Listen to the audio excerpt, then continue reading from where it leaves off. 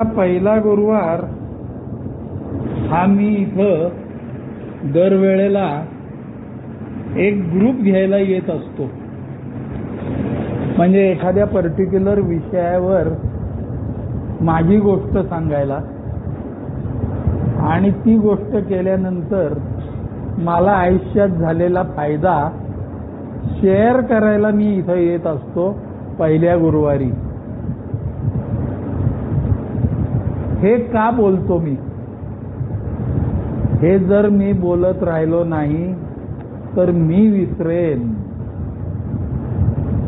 कारण मला माझ्या वागण्यानी, माझ्या व्यसनानी अनेक प्रकारचे फटके दिलेले आहेत. डोळे मिटून कोणी बसायचं नाहीये. माझ्याकडे नजरेत नजर घालून बघायचं आहे. नजरेत नजर घालून बघितले असता लँग्वेज ऑफ हार्ट समजायला लागते.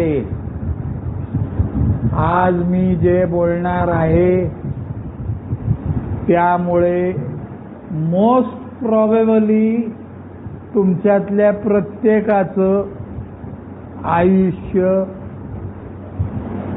बदलून जाणार आहे. जर तुम्ही लक्षपूर्वक ऐकलत आणि मनमोकळेपणाने प्रश्न विचारलेत नंतर आणि पुढील आयुष्यामध्ये या गोष्टी आचरणात आणल्यात तर तुम्ही फक्त व्यसनमुक्त राहाल असं नसून आयुष्यात सर्व बाबतीत प्रगती कराल रे. आता मी जे बोलणार आहे ते मला माझ्या ओल्ड टायमर्सनी केलेल्या संस्कारांच्या आधारे बोलणार आहे.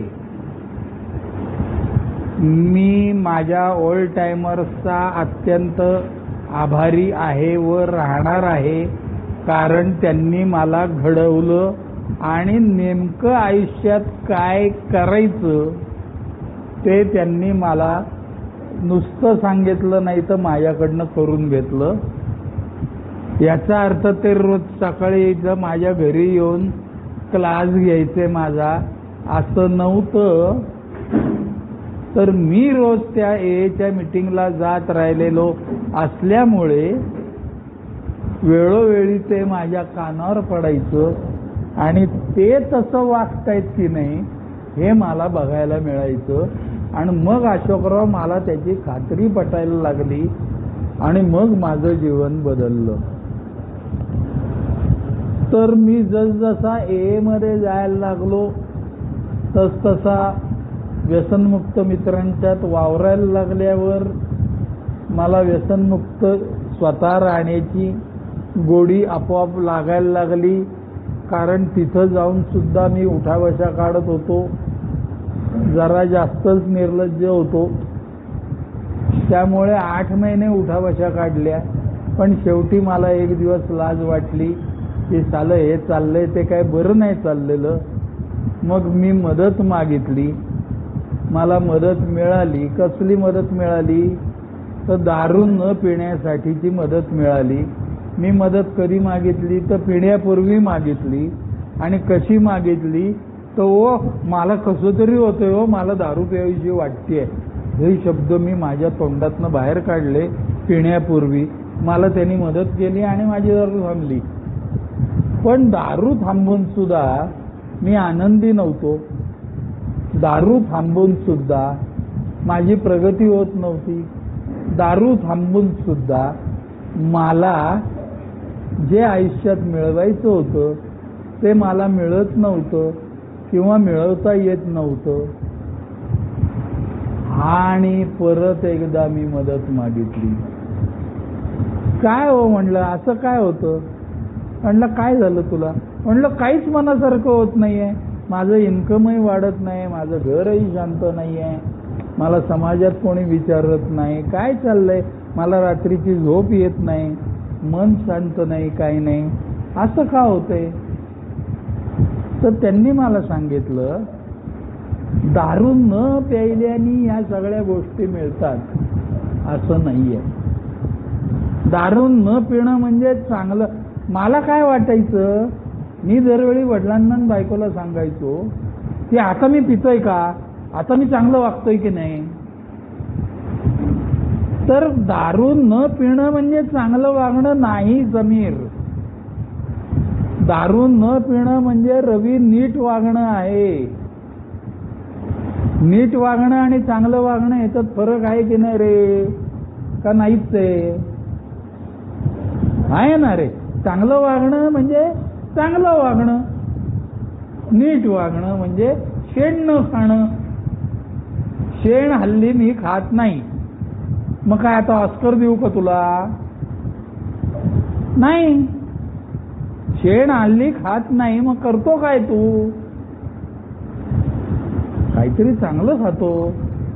हा, मग चांगलं खातो म्हणजे काय करतो, तर चांगलं वागतो. काहीतरी माझ्या खाण्यात बदल केलाय मी चालायला जातो, अचिव्हमेंट आहे काहीतरी. मी व्यायाम करतो, अचिव्हमेंट आहे काहीतरी. मी नोकरी शोधतोय, अचिव्हमेंट आहे काहीतरी. पण मिळत नाहीये ना, अचिव्हमेंट आहे काहीतरी. अरे मिळत नाहीये तरी अचिव्हमेंट आहे काहीतरी म्हणतोय. हो, मिळत नसली तरी तू प्रयत्न सोडलेला नाहीये, ही अचिव्हमेंट आहे असं त्याला सांगायचं होतं. आणि मी यांच्यात जाऊन अशी मदत मागितल्यावर या लोकांनी मला जे सांगितलं तोच आजच्या ग्रुपचा विषय आहे. आजच्या ग्रुपचा विषय सातत्य. आणि काय रे सांगितलं मगाशी तुला मी,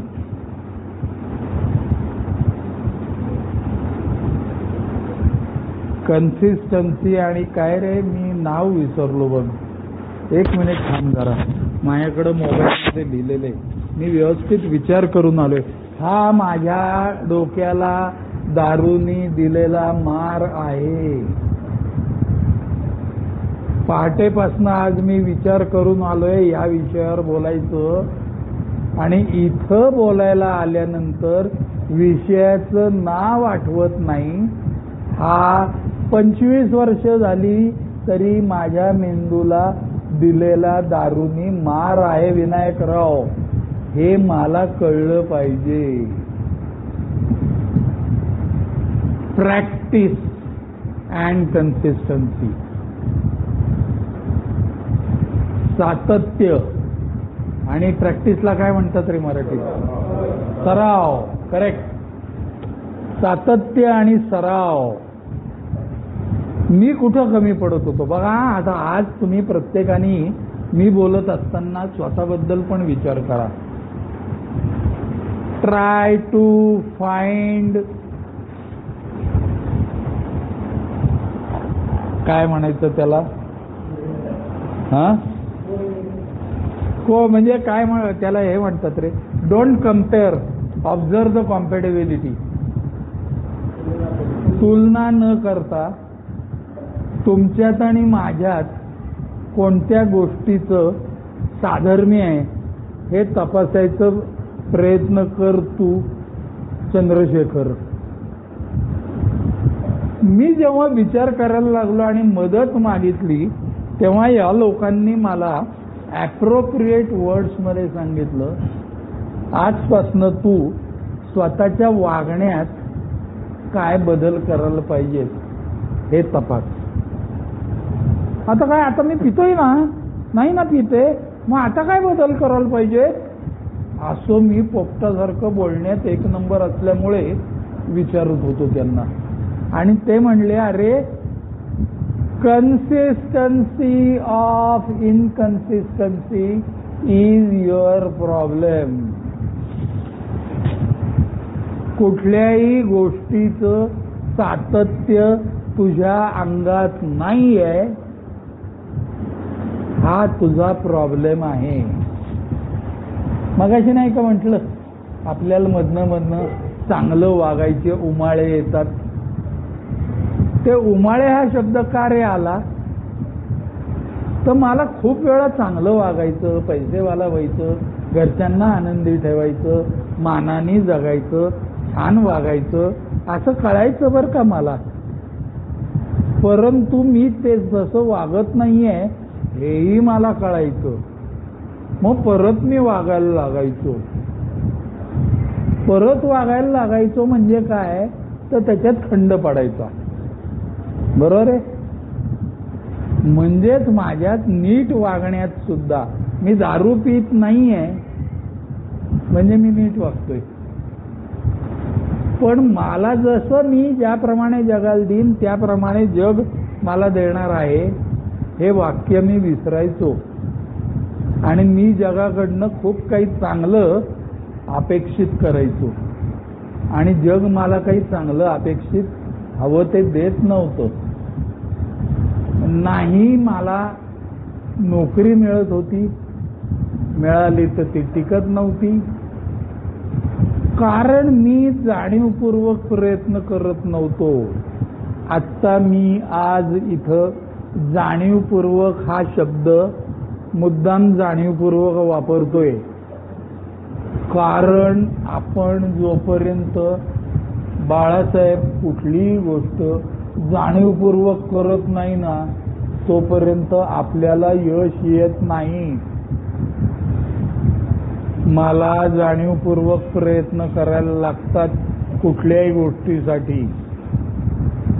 साधं नोकरीवर जायचं असलं ना तरी जाणीवपूर्वक लवकर निघायला लागतं तर मी कंपनीत 5 मिनिटं आधी पोहोचू शकतो. अदरवाईज माझी हार्ड डिस्क क्रॅक झालेली आहे असं समजायचं.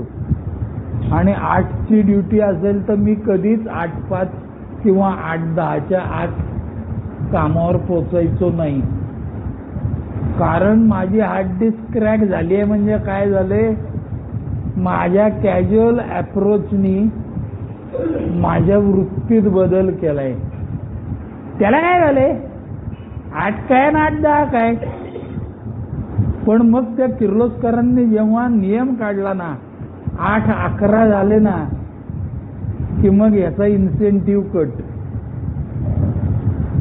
मग 1 मिनिटासाठी इन्सेंटिव्ह घालवायचा नाही म्हणून जीवाची ओढाताण करून मी जायचो. तरी पण त्याच्यातही फेल्युअर यायचं मला म्हणजे माझ्यासारख्या 500 जणांना. मग त्यांनी अजून एक नियम केला. त्यांनी काय नियम केला 3 वेळा इन्सेंटिव्ह कट झाला की चौथ्यांदा 1 तास कट याचा. आयला लय मोठा बांबू बसला येडे. बघा माझ्या मनात काय आलं लय मोठा बांबू बसला येडे. जोपर्यंत आपल्याला बांबू बसत नाही ना तोपर्यंत आपण काही शहाण्या मुलासारखं वागत नाही. बघा मी काय बोलतोय. जोपर्यंत बांबू बसत नाही तोपर्यंत आपण शहाण्या मुलासारखं वागत नाही. आणि नुसता बांबू बसून सुद्धा तुमच्या मायासारखा माणूस शहाण्यासारखं वागत नाही. त्या बसलेल्या बांबूची तीव्रता आपल्याला वेळोवेळी आठवायला लागते. मग मला त्या बांबूनी दिलेला फटका किंवा वेदना जोपर्यंत मी आठवत नाही तोपर्यंत मी काही शहाण्या मुलासारखा वागत नाही. म्हणून काय करायचं मग काय आता आम्ही काय सारखं त्या कोपऱ्यात काय गुडघ्यात माना खाली घालून बसायचं का. हा आजार आहे. गुडघ्यात माना खाली घालून कोपऱ्यात बसण्यासाठीच्या दृष्टीने हे चाललेलं नसून नॉर्मल लाईफ जगत असताना चुकीच्या दिशेला न जाण्यासाठी विचारपूर्वक वागत असताना कसला विचार अगोदर मनात आला पाहिजे रे हे मी बोलतोय. मला जर कुठल्याही गोष्टीमध्ये सातत्य ठेवायचं असलं तर सगळ्यात अगोदर मला वळण लावून घेतलं पाहिजे. वळण कसलं लावलं पाहिजे. आमच्या भागवतांना वळण म्हणजे फक्त सुंदर अक्षराचं वळण एवढंच ते मटक्याचं वळण हा ते राहू दे, ते नको सांगू तू. त्याच्या आईला इथं कोणी नसतील खेळणारे, त्यांना तू खेळायला लावशील. हा, कारण ते वळण लागलंय ना त्याला तसं. आपल्याला सुरेख वळण म्हणजे आपल्याला सुंदर अक्षराचं वळण असं माहीत असतं. तर ते वळण हे फक्त आपल्या अक्षरांनाच असतं असं नाहीये. तर आता ह्याच्या पुढे मला जर परत माझं जीवन घसरायला नको असेल, म्हणजेच मला आता यश मिळवायचं असेल आयुष्यात, मी यश कधी मिळवू शकतो? मी वरच्या पायरीवर चढीन तेव्हा. बरोबर आहे ना योगेश? मग कधी मी वरच्या पायरीवर चढू शकतो? मी जेव्हा खालच्या पायरीवर जाणार नाही आज, तेव्हा मी वरच्या पायरीवर चढण्याची शक्यता आहे. M I correct? अदरवाईज आयुष्य असंच चाललं होतं की रे आपलं सगळ्यांचं. 50 पावलं पुढं जायचं आणि 20 पावलं मागं यायचो. बर 20 पावलं मागे आलो की रडायचो, कारण तोपर्यंत आपल्या बरोबरचे लोक 70 पावलं पुढे गेलेले असायचे जिथं मी उभा आहे त्यापेक्षा. मग ते औदासिन्य, नैराश्य वगैरे वगैरे वगैरे वगैरे. आता याच्या पुढं आपल्याला सातत्य जर ठेवलं वागण्यामध्ये, विचारांमध्ये, तर आणि तरच आपल्याला प्रगती साधणं सहज शक्य आहे. आत्तापर्यंत आपल्या आयुष्यात आपण प्रगती गाठू शकलो नाही. त्याचं कारण प्रगती एक्सप्रेस सुरू होण्यापूर्वी आम्ही प्लॅटफॉर्मवर पोचलोच नाही कधी. आणि आम्ही जेव्हा प्लॅटफॉर्मवर पोचायचो तेव्हा प्रगती एक्सप्रेस निघून गेलेली असायची मुंबईला. मग आता परत कधी? आता उद्या. मग आज काय? बस बोंबल विक्यासारखा फिरत रस्त्यानी. आता उद्यापासनं मी चांगलं वागणार आहे, आता उद्यापासनं मी प्रगती करणार आहे. अल्कोहोलिक्स अनॉनिमस मध्ये गेल्यावर मला कळलं, अरे तुझ्या हातात फक्त आजचा दिवस आहे आणि आजच्या दिवसात काय करायचं असेल तर सातत्य टिकवायचे. मग माझ्या अंगात कोणकोणत्या बाबतीत सातत्य नव्हतं रे? तर माझ्या अंगामध्ये श्वास घेणे, बघे मी काय बोलतोय समीर, श्वास घेणे या एका गोष्टीशिवाय दुसऱ्या कोणत्याही गोष्टीत माझ्या जीवनात सातत्य नव्हतं. तो श्वास सुद्धा आपोआप घेतला जायचा अशोकराव, म्हणून माझं सातत्य त्याच्यात राहिलं. म्हणजेच ते श्वास घेण्यात मला काही प्रयत्न करायला लागत नव्हते, म्हणून त्यात सातत्य होतं. इतकात मी भंगार झालो होतो याची मला जाणीव झाली. आता मध्येच एक मी प्रश्न तुम्हाला विचारतो आहे. तुमच्यातल्या कोणीही आयुष्यभर अगदी इथं यायच्या आदल्या दिवशीपर्यंत सातत्याने म्हणजे एकदाही खंड न पाडता केलेली गोष्ट कोणी सांगू शकाल का? बोला, हात वर करून बोला. एकही गोष्ट, एक तरी गोष्ट सांगा रे, ती कुठली त्याच्यात सातत्य होतं माझं. हा, काय केलं रे तू? प्यायला जायचा तरी मॉर्निंग वॉकला जायचा. प्यायला जायच्या वेळेला पण पिण्याच्या काळात मॉर्निंग वॉकला जायचा का? जात होता. प्यायलाच जायचा पहाटे उठून तू. मग 2018 पासनं 6:15 ते 7:10 मनात आणलं तर चंद्रशेखर सांगतोय त्याप्रमाणे मॉर्निंग वॉक सुद्धा जाणीवपूर्वक केल्यावर त्यात सातत्य येतं असं त्यांनी बोलून दाखवलं. अजून दुसऱ्या कोणीच हातवर नाही रे केला. हा बोल. हनुमान चालीसा रोज वाचतो ना तू? Very good. बघा आहे, अरे जाणीवपूर्वक वाचतो की नाही? ठराविक वेळेला वाचतो का तू? आंघोळ करताना म्हणतो. म्हणजेच it's a matter of practice. बरोबर आहे ना? आजचा विषय जो चाललाय आपला तो कन्सिस्टन्सी अँड प्रॅक्टिस असा चाललेला आहे. आपला स्वभाव बेसिकली आपण ऍडिक्ट आहोत सगळेजण. म्हणजेच एखाद्या गोष्टीची आपल्याला सवय लागली की त्या सवयीचं रूपांतर चटक लागण्यात कधी होतं हे कळत नाही. मी काय बोलतोय ऐका. सवयीचं रूपांतर चटक लागण्यात कधी होतं कळत नाही. चटक लागणे म्हणजे त्याची गोडी लागणे. बरोबर बोलतोय का रे मी? आपण दारू पिऊन इथं, गांजा ओढून इथं, सिगरेटी ओढून इथं आलोय. पुढे ते म्हणजे बॉडीची केमिस्ट्री बदलली, मग तो आजार आहे, मग तो मद्यपाश आहे, मग तो पूर्ण बरा होणारा नाहीये वगैरे वगैरे.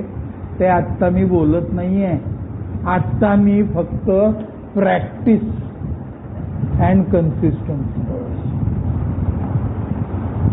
मग मला या लोकांनी सांगितलेली ज्ञानबाची मेख आज मी तुम्हाला सांगतो. प्रॅक्टिस करत राहिलं ना की कन्सिस्टन्सी येते. मी बॅडमिंटनची प्रॅक्टिस करतो. आज पुण्यातले किंवा भारतातले किंवा जगातले खूप मोठमोठे यशस्वी डॉक्टर्स जे करोडो रुपये मिळवतात ना का नाही? मिळवतात. भिकारी डॉक्टर बघितलाय का रे कधी कोणी? तुम्ही नाही बघितलेला. तरी पण ते काय म्हणतात, माझी प्रॅक्टिस पुण्यात आहे, इतकी वर्ष झाली, इतका पैसा मिळवून झाला, एवढं नाव मिळवलं, तरी प्रॅक्टिस म्हणतात राहते. याच्यात काय गेम असणार आहे? कुठला डॉक्टर असं म्हणताना ऐकलं का रे तू? चला आता मी दुकानावर जातो, धंद्यावर बसतो. नाही बसत. ते म्हणतात मी प्रॅक्टिस करतो. हार्ट ट्रान्सप्लांट करणारा सुद्धा म्हणतो प्रॅक्टिस करतोय. म्हणजे तो शेवटपर्यंत प्रॅक्टिस करतो. म्हणजेच आपण जी प्रॅक्टिस करतो ना त्याच्यामध्ये आपण यशस्वी होतो, असं मला तुम्हाला सांगायचंय. आता आपल्याला काय काय करायचंय?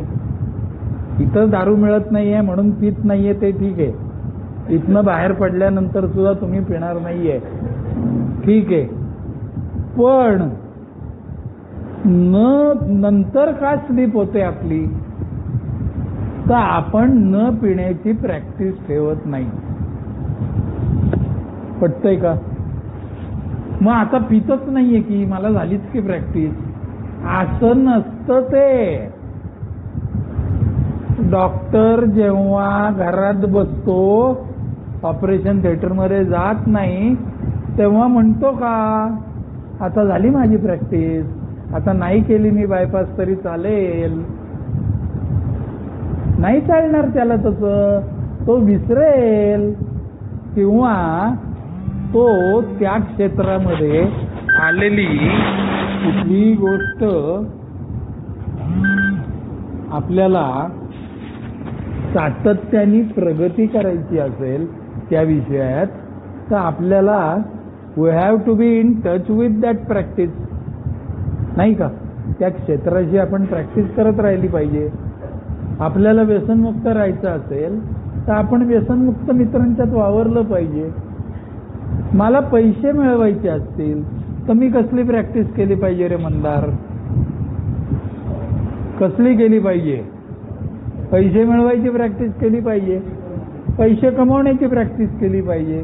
नाही आता आज जाऊ दे मरू दे, आज नको, आता 3 दिवस लागोपाठ पैसे मिळवलेत की आज नको जायला. मारणार बेटे तू. एक दिवस तू कामावर नाही गेला ना की दुसऱ्या दिवशी कामावर न जाण्याचा लगेच मूड येणार तुला. कारण आपली हार्ड डिस्कच क्रॅक झालेली आहे.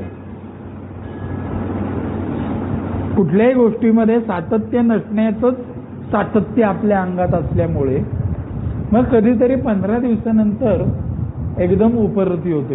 हे अरे किती दिवस झाले कामावर नाही गेलो, चला चला कामावर गेलं पाहिजे.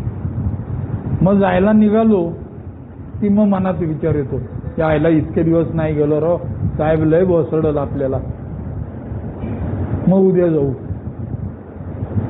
मग परवा जाऊ, मग आता आज काय गुरुवारच आहे ना, मग सोमवारीच जाऊ. बोंबलला गेली ती नोकरी. म्हणजे माझ्या अंगात सातत्य नसेल तर मी प्रॅक्टिस करू शकत नाही, आणि प्रॅक्टिस नसेल तर मी प्रगती करू शकत नाही. पटतंय काय? मी लॉजिकल बोलतोय का? याच्यात कुठेही इलॉजिकल बोलतोय का मी? मला सांगा. कोणीही मध्येच हात वर करून प्रश्न विचारू शकता. मी तुमचा मास्तर नाहीये. मी तुमच्यासारखा दारू थांबवलेला सामान्य माणूस आहे. आजच्याही तारखेला मला दारू हा प्रॉब्लेम आहे.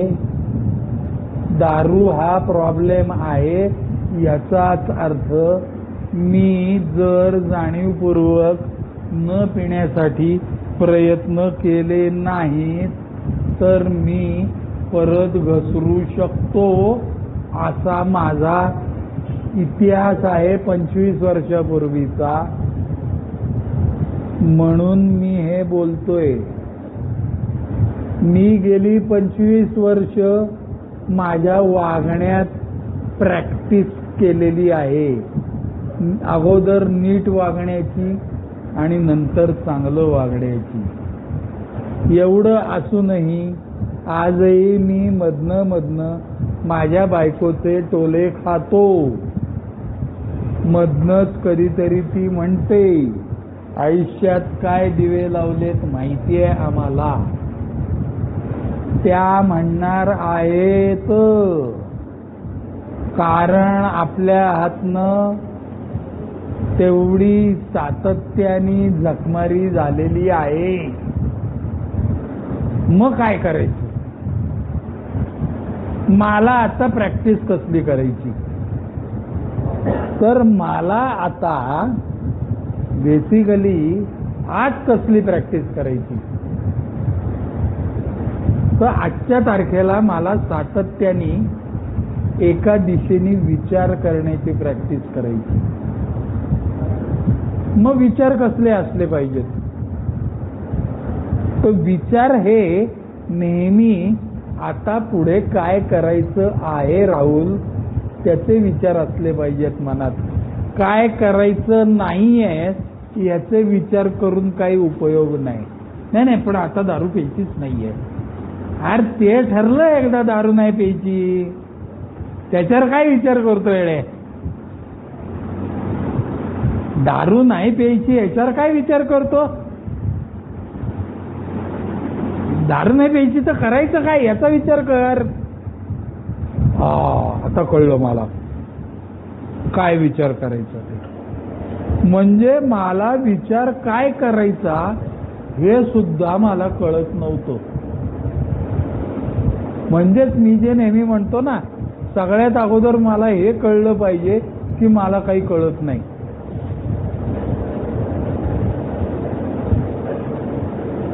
मग आता काय करायचंय?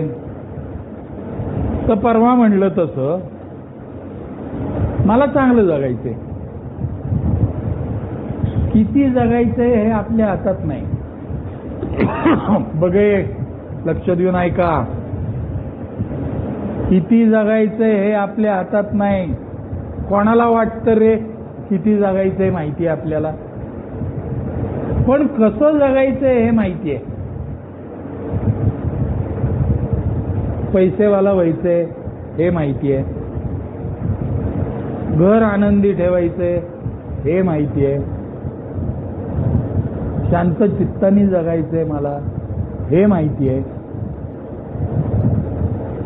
आरशासमोर उभा राहिलो की मी स्वतःला आवडलो पाहिजे, मी स्वतःला आवडलो पाहिजे हे माहिती आहे. मग स्वतःला आवडण्यासाठी काय केलं पाहिजे? तर स्वतःला आवडण्यासाठी रोजची रोज दाढी केली पाहिजे, स्वतःला आवडण्यासाठी छान शर्ट घातला पाहिजे, छान पॅन्ट घातली पाहिजे, छान शूज घातले पाहिजेत, पोट सुटलेलं नाही पाहिजे, शरीर देखणं असावं. मी रूपाबद्दल बोलत नाहीये, शरीराच्या बांधणीबद्दल बोलतोय. बघा, विचार हे करायचे.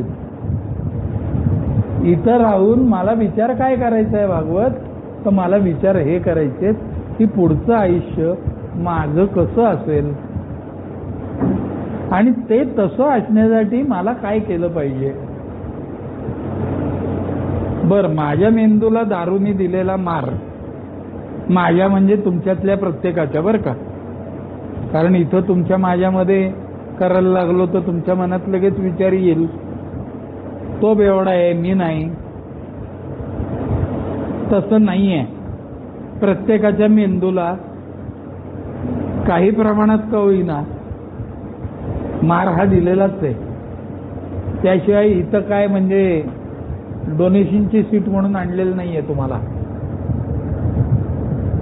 त्यामुळे आता चांगले किती विचार आले ना चंद्रशेखर तुझ्या मनात, तरी काही काळानंतर ते रवी तू विसरून जाणार आहे बरं का. मग काय करायचं? तर आपल्याला इथं जे काय रजिस्टर, वह्या, पेन दिलं जातं त्यांनी हे चांगले विचार लिहून काढायचे रे. हे कागदावर येऊ देत. Very sincerely and honestly I am telling you to write the things which you are getting suggested. ते जर तुम्ही कागदावर लिहिलेत ना तरच त्याला स्वप्नेल मूर्त स्वरूप येतं. आर अदरवाईज हवेमध्ये निघून जातात हे शब्द. माझे शब्द आता हे मी सगळं रेकॉर्डिंग करायला लावलेलं आहे. का रेकॉर्डिंग करायला लावलेलं आहे? त्याला मूर्त स्वरूप आलं पाहिजे. आज जे मी तोंडवर करून इथं बोललोय ना हे परत माझं मलाच ऐकायला मिळालं पाहिजे. तसं तुम्हाला मी ते लिहायला का सांगतोय? ते परत तुम्हाला वाचायला अवेलेबल असलं पाहिजे. मग आपल्याला पुढे कळतं विनायक की आपले विचार किती चांगले होते आणि आपण कुठं मार खाल्ला. तर त्या विचारांना आपण कृतीची जोड दिली नाही. काय चाललंय? लावायची आहे काय? पाणी प्यायचंय? मग उठ आणि घे ना. गोष्ट अशी चालली आहे मित्रांनो, आपल्या विचारांमध्ये आणि कृतीमध्ये तफावत असते. बरोबर बोलतोय का योगेश? मी जसं बोलतो तसं वागत नाही. अदरवाईज मला काही कळत नाही का? अरे कळतं पण वागत नाही. म्हणजे चांगल्या गोष्टींची प्रॅक्टिस मी करत नाही. आणि जर प्रॅक्टिस करायला लागलो तर त्याच्यात मी कन्सिस्टन्सी ठेवत नाही. तर प्रॅक्टिस चांगल्या गोष्टींची करण्यासाठी मनात आलेले चांगले विचार, कानावर पडलेले चांगले विचार याला मूर्त स्वरूप येण्यासाठी मी कायम कागदावर लिहिलं पाहिजे. मी आजही लिहितो किंवा हे असं कुठेतरी बोललो तर ते रेकॉर्ड केलेलं असतं माझ्याकडे. आणि मग हे झालं चांगले विचार आणि वागण्यातली तफावत ओळखण्याची साहित्य. आता कन्सिस्टन्सीचा विषय आला. माझ्या अंगात कुठल्याही गोष्टीची कन्सिस्टन्सी नव्हती. मग आता काय करायचं रे? तर मी किर्लोस्करमध्ये असताना तिथली जी प्रॅक्टिस होती माझी तीच परत आचरणात आणायला मी सुरुवात केली. किर्लोस्करांनी आम्हाला घडवलं. अनेक चांगल्या गोष्टींचं आम्हाला वळण लावलं. जसं मगाशी सांगितलं की 8 ते 4:30 म्हणजे 8 ते 4:30 कामावर जायचं असतं.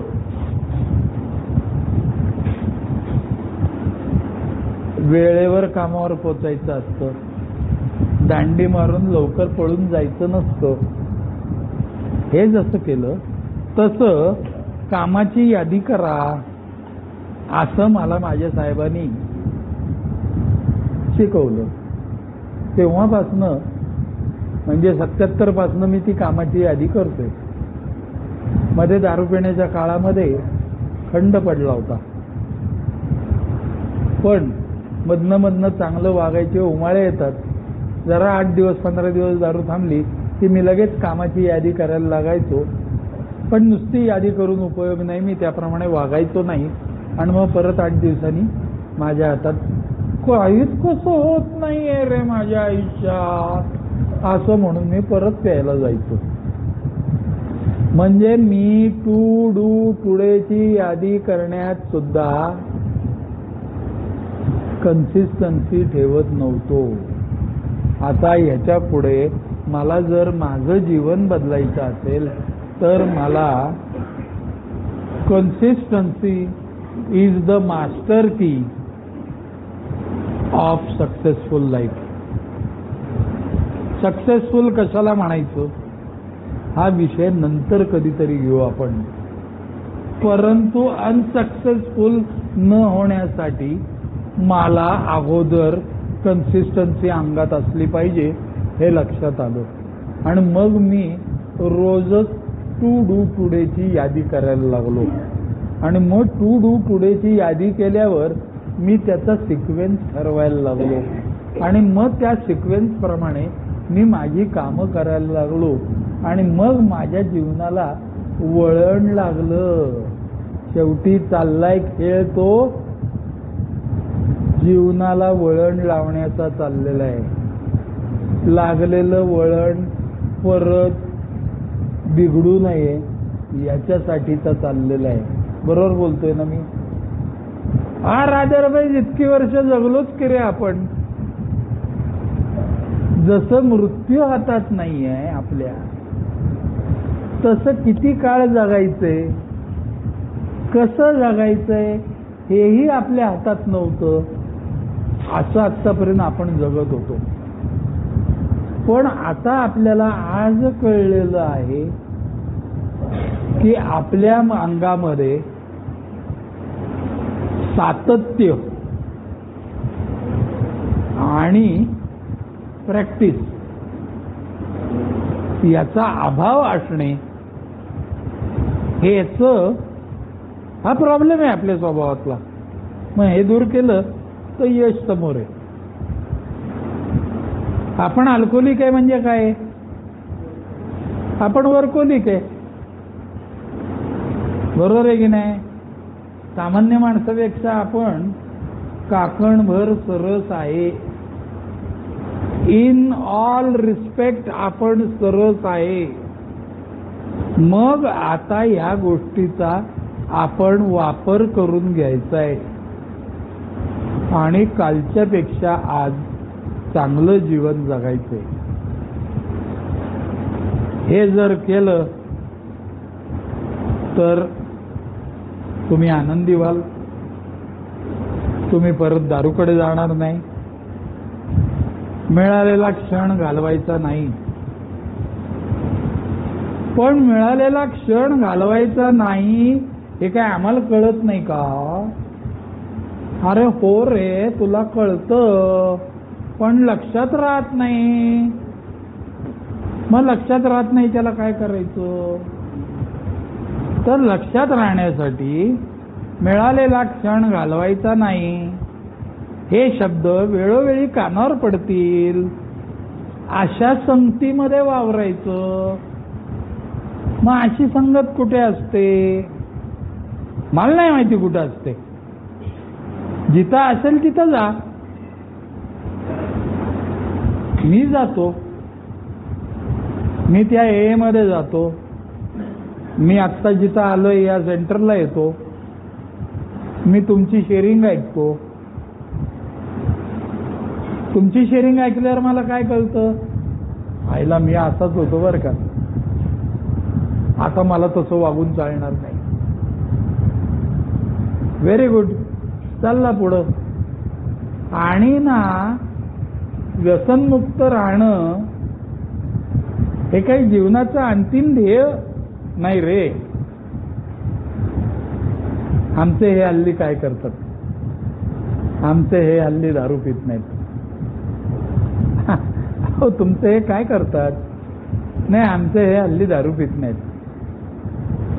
आवडेल का रे तुमच्या बायकोला किंवा आईला असं समाजात सांगणं? आमचा बंडू हल्ली दारू पित नाही, तो काय करतो? नाही, तो पित नाही आता. अहो, करतो काय? म्हणजे सगळं थोबाडीतच बसायचे धंदे झाले ना.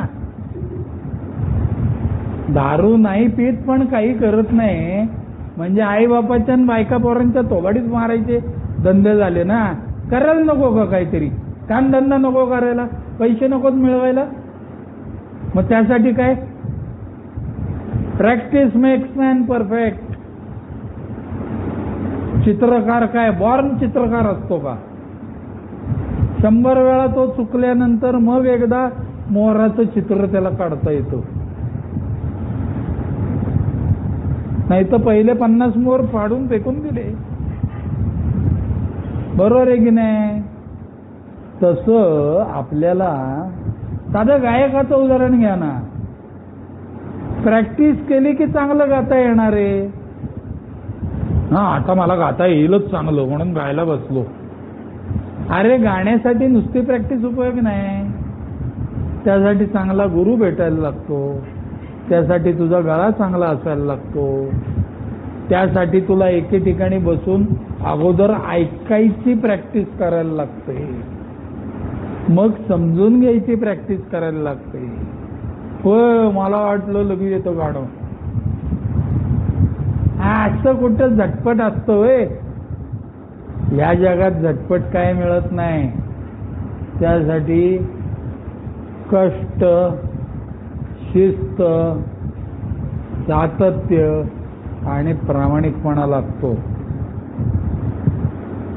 अजून वेळ गेली नाहीये. अगदी सोपं आहे सोबर राहणं, पण स्वतःची प्रगती करत राहून केलेल्या प्रगतीमध्ये गोडी ठेवणे ह्याला सातत्य आणि प्रॅक्टिसच लागते. हा इथं समोर खेळाडू बसलाय बघा, तू ॲथलेट पण आहे ना रे? आहे. सगळ्यात पहिल्यांदा तू कोणती रेस जिंकला होता रे पळण्याची? किती मीटरची होती?